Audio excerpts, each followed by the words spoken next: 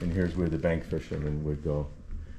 We're here in Lunenburg in Nova Scotia, and you can kind of see where the fishing is and where all this clean, cold, deep water is coming from. Up there in the Davis Straits between Baffin Island and Greenland. Bank fishing is a dory that the guys would go out with from a schooner for cod back in the day. Here's the line, run out almost a mile of this, hooks every meter, and this is how they would be kind of set up here. You'd have the attending schooner, the long line from the dory, and these guys would be out here until they filled up the boat with cod. At that point, you'd often have the boat that much between you and the water.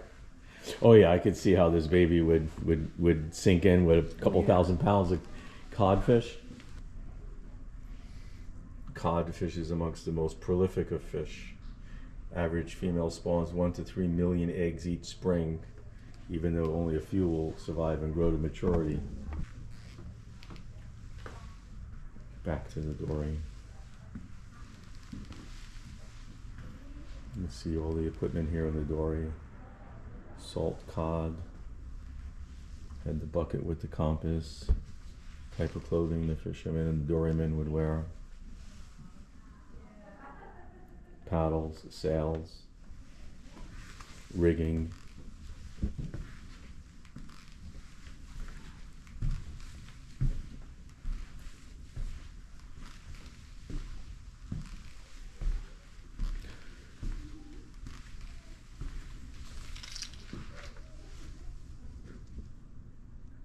Here's the Salt Bank Schooner launching the dories. Here we have the long line dory, which was the model of the ship we just saw. And you can see how these guys have set out the long lines out here. The barrel with the number of the line, codfish on the bottom, the lines. You can kind of see how all of this long lining cod fishing would work. And here's another longliner working solo.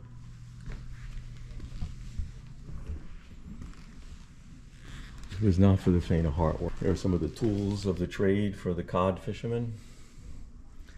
Some photos of them heading out. It's a big ass halibut. I guess this is a open up the codfish here.